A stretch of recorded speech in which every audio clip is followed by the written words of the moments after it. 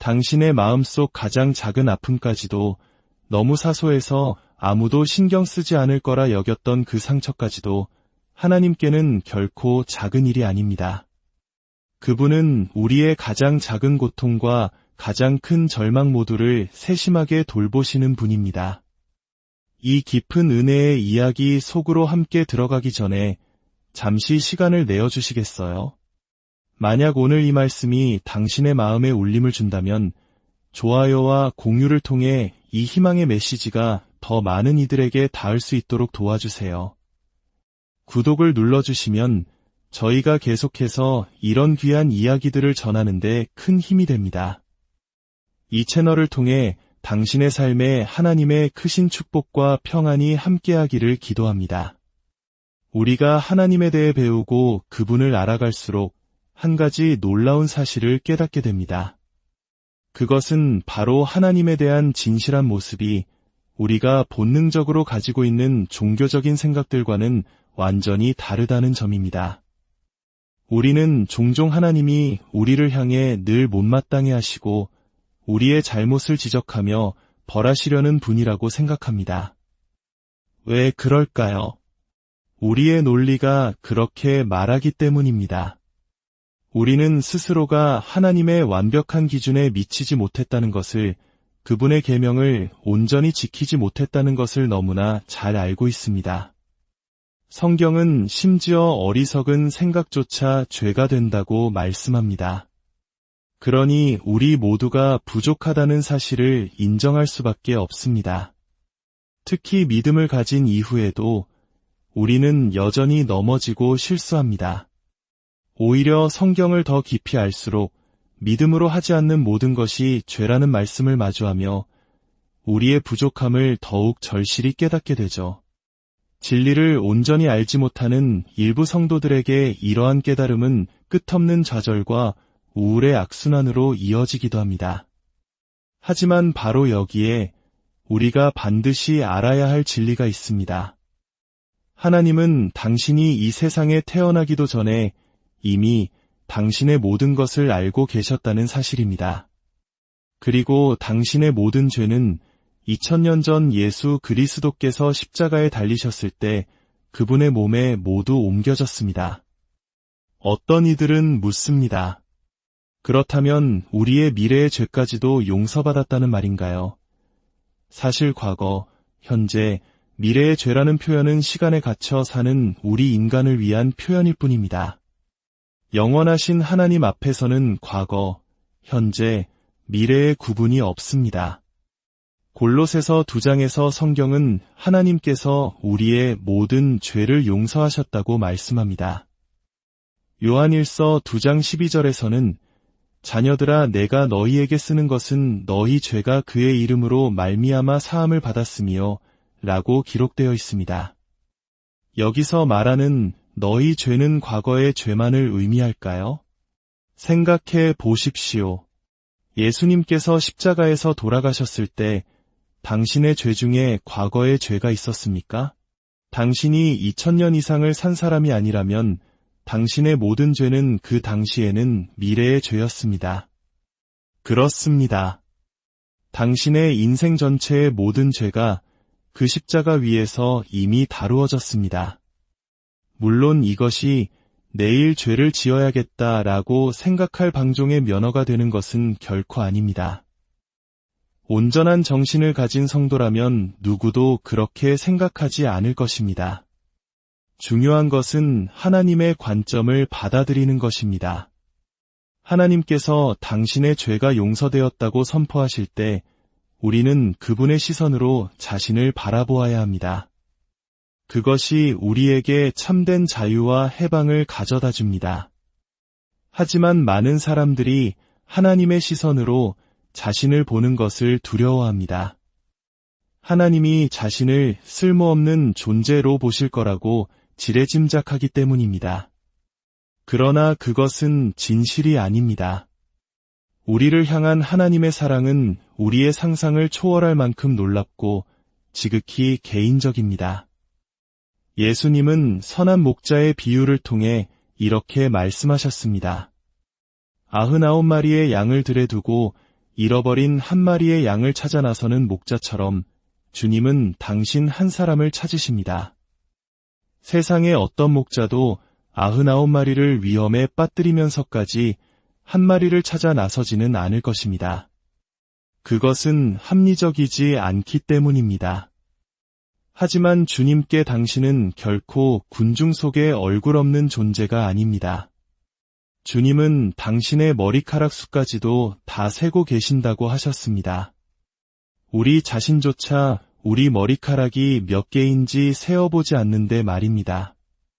이 말씀이 무엇을 의미할까요? 바로 당신의 아주 사소한 부분까지도 하나님의 사랑과 관심 안에 있다는 뜻입니다. 당신이 겪는 어떤 고통도 그분의 관심을 끌기에는 너무 작지 않으며 어떤 상처도 너무 미미하지 않습니다. 하나님은 가장 작은 것부터 가장 큰 것까지 모든 것을 돌보십니다. 세상은 점점 우리를 이름이 아닌 숫자로 식별하려 합니다. 그러나 예수님은 당신을 이름으로 부르십니다. 사무엘아, 사무엘아, 마르다야, 마르다야. 사울아, 사울아. 주님은 당신의 이름을 아시고 당신의 모든 것을 아시며 당신을 사랑하십니다. 어떻게 전능하신 하나님이 그토록 많은 사람들을 사랑하시면서 동시에 나 한 사람에게 특별한 사랑을 쏟으실 수 있을까요? 바로 그분이 하나님이시기 때문입니다. 하나님은 당신이 기도할 때 마치 그분의 모든 사랑이 오직 당신 한 사람에게만 집중되는 것처럼 기도하기를 원하십니다. 예수님께서는 인자가 온 것은 섬김을 받으려 함이 아니라 도리어 섬기려 하고 자기 목숨을 많은 사람의 대속물로 주려 함이니라 라고 말씀하셨습니다. 그리고 성령님께서는 이 말씀이 선포된 직후에 일어난 한 사건을 성경에 기록하셨습니다. 이 말씀이 어떻게 삶으로 증명되는지를 보여주기 위해서입니다.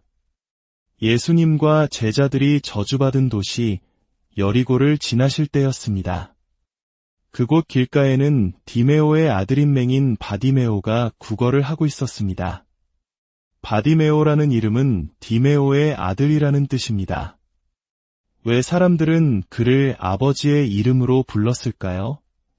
아마도 그의 아버지 디메오가 저주받은 여리고 성을 재건하는 데 관여했고 그 결과로 아들인 바디메오가 가난과 질병이라는 끔찍한 저주 아래 살게 되었을 것이라 짐작해 볼 수 있습니다. 눈이 멀고 구걸하는 삶.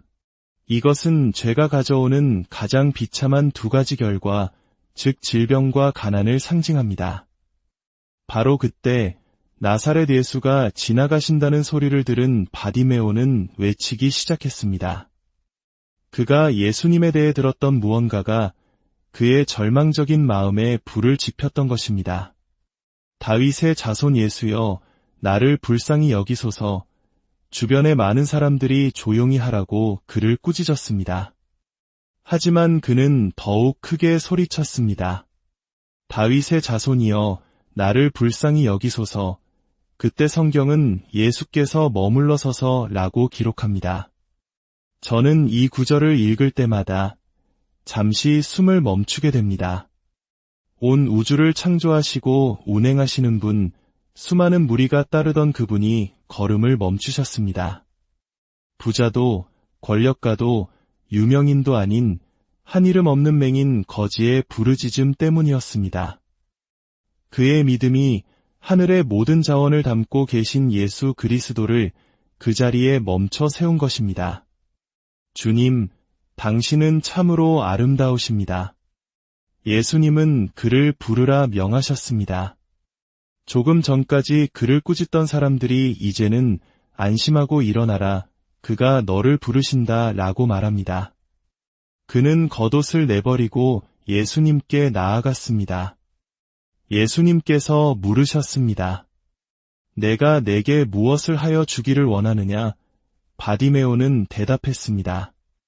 선생님이여, 보기를 원하나이다. 그는 알았던 것입니다. 예수님은 섬김을 받으러 오신 분이 아니라 섬기러 오신 분이라는 것을. 그는 마치 이렇게 말하는 것과 같았습니다. 주님, 저는 주님의 자녀들이 먹는 치유의 빵이 필요합니다. 저에게 그 빵을 주시겠습니까? 예수님께서 말씀하셨습니다. 내 믿음이 너를 구원하였느니라. 그리고 즉시 그의 눈이 밝아졌습니다. 그가 가장 먼저 한 일은 무엇이었을까요? 그는 길에서 예수를 따랐습니다. 아무도 그에게 거룩한 삶을 살라고 설교할 필요가 없었습니다. 그는 은혜를 체험하자 그 삶이 자연스럽게 변화된 것입니다. 사람들에게 하나님의 축복을 전하십시오. 그러면 그 축복이 그들을 변화시킬 것입니다. 이것이 하나님께서 믿지 않는 사람들까지도 치유하시는 이유입니다. 치유를 경험하는 순간 그들은 누가 자신을 고치셨는지 알게 되고 그분을 따르게 될 것이기 때문입니다. 우리가 교만과 불신으로 가득 차 하나님을 판단하고 원망할 때에도 하나님은 우리를 쓸어버리지 않으셨습니다. 우리가 길을 잃고 헤매는 것조차 알지 못할 때 그분은 우리의 허락도 없이 이 땅에 오셨습니다.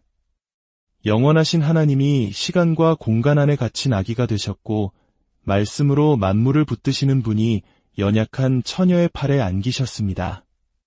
그분의 십자가를 향한 길은 결코 강요된 것이 아니었습니다. 겟세마네 동산에서 잡히시던 순간 예수님은 베드로에게 이렇게 말씀하셨습니다. 내가 지금 내 아버지께 구하여 12군단 더 되는 천사를 보내시게 할 수 없는 줄로 아느냐?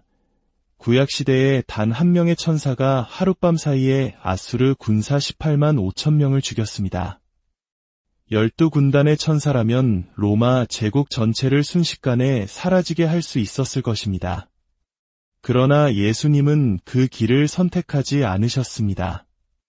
구약의 율법에 따르면 한 히브리인종은 6년 동안 주인을 섬긴 후 자유를 얻을 수 있었습니다. 하지만 만약 그가 자신의 주인과 아내 그리고 자녀들을 너무나 사랑하여 떠나기를 원치 않는다면 그는 문설주의 귀를 뚫어 영원히 그 주인의 종이 되겠다는 표시를 할 수 있었습니다. 예수님은 바로 그 사랑의 종이셨습니다. 그분은 아버지 하나님을 사랑하셨고 자신의 신부인 교회를 사랑하셨으며 우리와 같은 자녀들을 사랑하셨기에 자유를 포기하고 기꺼이 십자가라는 문설주로 나아가셨습니다. 그분은 우리를 위해 자신의 모든 것을 내어주셨습니다. 그 채찍에 맞음으로 우리가 나음을 입었고 그 고난을 통해 우리가 생명을 얻었습니다. 오늘날 하늘 보좌 우편에 앉아 계신 예수님은 영광과 존귀로 관을 쓰셨지만 여전히 섬기는 종의 마음을 가지고 계십니다. 그분은 자신의 모든 권세와 능력과 자원을 사용하여 당신을 섬기기 원하십니다. 그러므로 기도는 하나님께 무언가를 드려야 하는 부담의 시간이 아닙니다. 기도는 지치고 연약한 우리가 마르지 않는 은혜와 능력의 근원이신 예수님께 나아가 모든 것을 공급받는 시간입니다. 주님, 오늘은 너무 지쳐서 아무것도 할 힘이 없습니다. 라고 고백할 때 주님은 내 힘을 가져가렴 이라고 속삭이십니다. 주님, 이 걱정 때문에 마음이 너무 무겁습니다. 라고 털어놓을 때 주님은 당신의 마음을 가볍게 하시고 그 자리에 평안을 채워주십니다. 마치 물속으로 억지로 누른 고무공이 다시 튀어오르듯 주님과의 대화는 당신의 영혼을 일으켜 세울 것입니다. 치유를 위한 믿음조차 없을 때 주님께 주님, 저는 믿을 힘조차 없습니다. 저에게 믿음을 주십시오 라고 구하십시오. 주님은 기꺼이 자신의 믿음을 당신에게 부어주실 것입니다. 당신에게 부족한 것이 무엇이십니까? 그분은 당신이 필요로 하는 모든 것을 공급하시는 분입니다. 다가오는 한 주, 하늘과 땅의 주인이신 하나님, 당신을 위해 아들을 보내신 그 사랑의 하나님께서 당신과 당신의 가정을 지키실 것입니다. 모든 위험과 해로부터, 모든 사고와 악으로부터 당신을 보호하실 것입니다. 모든 질병과 감염으로부터 때 이른 죽음으로부터 당신의 생명을 보존하실 것입니다. 주님께서 당신에게 은혜를 베푸사 초자연적인 기회의 문들이 열리게 하실 것입니다. 예수 그리스도의 이름으로 당신의 모든 빚이 청산되는 희년의 자유를 선포합니다. 주님께서 독수리같이 당신의 젊음을 새롭게 하시고 힘을 더하실 것입니다. 주님의 놀라운 살롬의 평강이 당신과 당신의 가정에 넘치기를 예수님의 이름으로 축복하며 기도합니다.